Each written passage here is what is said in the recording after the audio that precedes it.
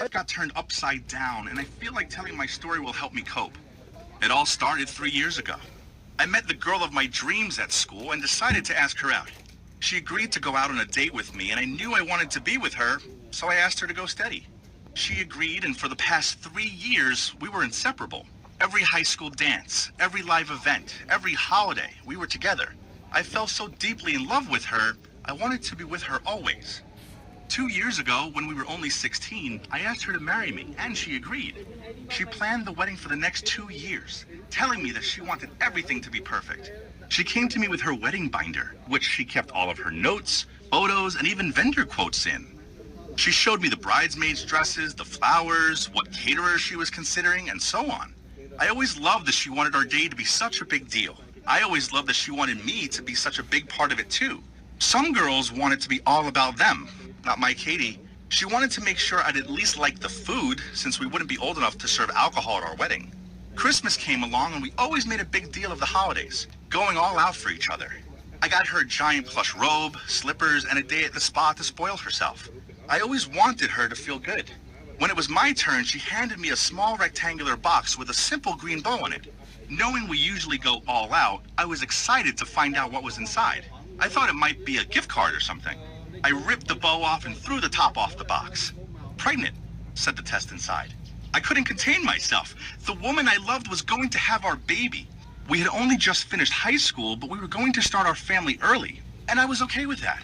Tears streamed down my face as we hugged. Soon after we found out about the baby, we moved into an apartment together, ready to start our lives.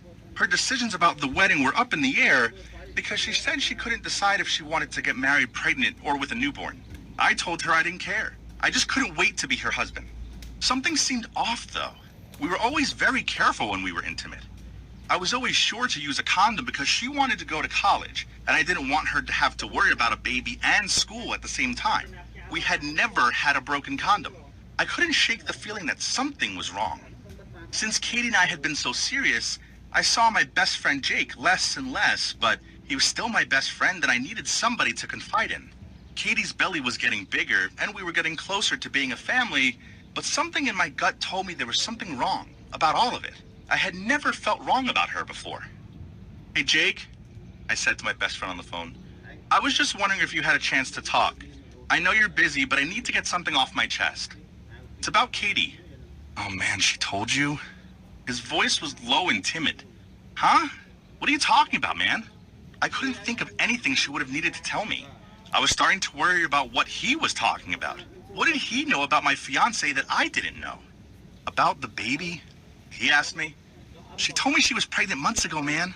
"Geez, it has been a long time since we talked." "You're a good guy," he told me. "You know that? Most guys wouldn't stick around after all of that. I mean, I wanted to tell you, but I figured she would want to. Then when you guys stayed together, I just figured you both agreed to me being in the baby's life." Wait, I was stunned. What? Why would he need to be in the baby's life? My brain wasn't working like it should have been. I was reading between the lines and knew I had to be wrong. She could have never cheated on me. Not after spending the last 3 years together. I interjected before he could say any more. "I have to go." Katie was waiting for me when I got home. She told me everything. She had an affair with Jake and didn't tell me. They didn't use protection, and she was sure the baby was his.